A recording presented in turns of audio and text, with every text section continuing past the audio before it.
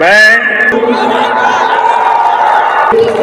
जो विषय संघ के प्रधानमंत्री के रूप में अथवा मुझे ज्ञात होगा उसे किसी व्यक्ति या व्यक्तियों को तब के सिवाय जबकि प्रधानमंत्री के रूप में अपने कर्तव्यों के सम्यक निर्वहन के लिए ऐसा करना अपेक्षित हो, मैं प्रत्यक्ष अथवा अप्रत्यक्ष रूप से संसूचित या प्रकट नहीं करूंगा।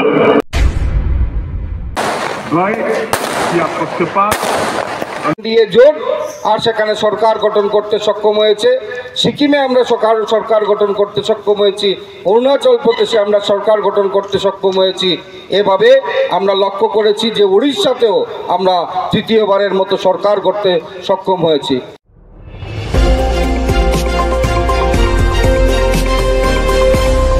নমস্কার, নর্থ ইস্ট নিউজে আপনাদের স্বাগত জানাই। মণিভূষণ চৌধুরী। আমরা আছি শিলচর ডিএসএতে, জেলা ক্রীড়া সংস্থার মাঠে।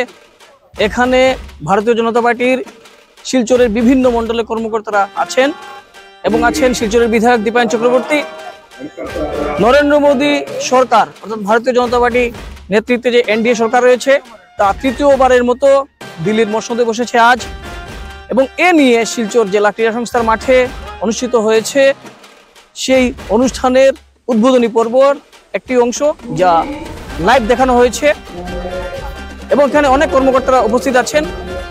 দীপায়ন চক্রবর্তী শিলচরের যিনি বিধায়ক, উনি কি বলছেন এবং অন্যান্য কর্মকর্তারা পাশে থেকে কিভাবে তা উৎসাহ উদ্দীপনায় পালন করছেন তা আসুন এক ঝলকে আমরা নর্থ ইস্ট নিউজে দেখি।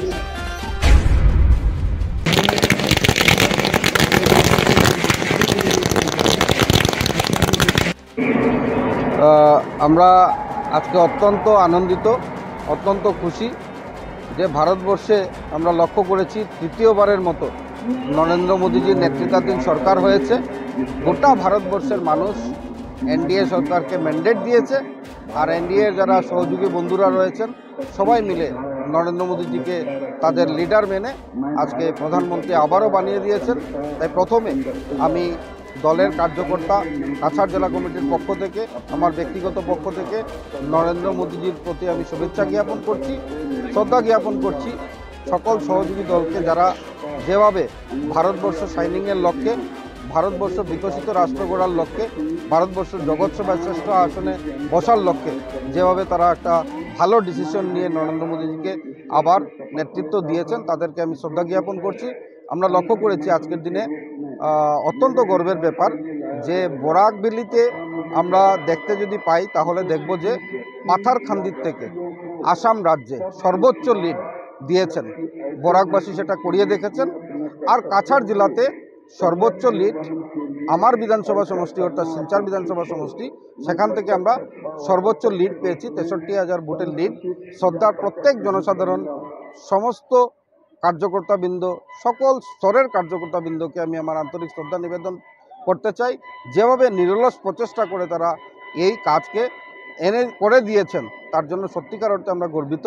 আর বিশেষ করে মাননীয় মুখ্যমন্ত্রী 6বার আজকে কাছাড় জেলাতে বিভিন্ন সভা সমিতিতে উপস্থিত হয়েছেন, সেটা লক্ষণীয় ব্যাপার ছিল।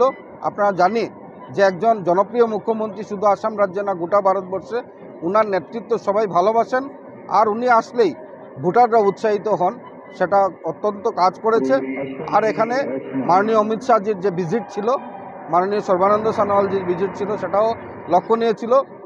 যেদিন অমিত শাহজি এসছেন, আপনারা জানেন যে প্রায় 1,20,000 মানুষ এখানে উপস্থিত হয়েছিলেন, আর শিলচরবাসী সবাই মিলে উপস্থিত হয়েছিলেন। শুধু শিলচর কনস্টিটিউয়েন্সি থেকে 80,000 থেকে 1 লক্ষ মানুষ উপস্থিত হয়েছিলেন, সেটা অত্যন্ত গুরুত্বপূর্ণ বিষয় ছিল, যার জন্য শিলচর 63,000 সর্বোচ্চ লিড কাছাড় জেলা থেকে দিয়েছে।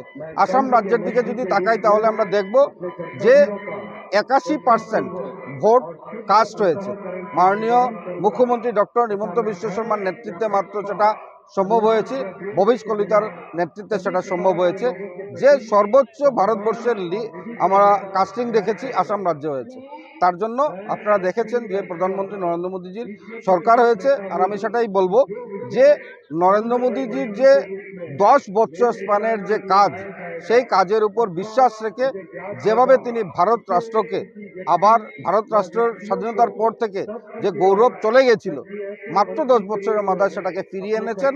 আর প্রত্যেকটা ক্ষেত্রে, ডেভেলপমেন্টাল ক্ষেত্রে বলুন, ইনফ্রাস্ট্রাকচার ডেভেলপমেন্ট বলুন, গ্লোবাল ইয়েতে উনি যেভাবে ভারতবর্ষকে নিয়ে গেছেন, তার জন্য গোটা ভারতবর্ষের মানুষ আজকে তৃতীয়বারের মতো প্রধানমন্ত্রী বানিয়েছেন।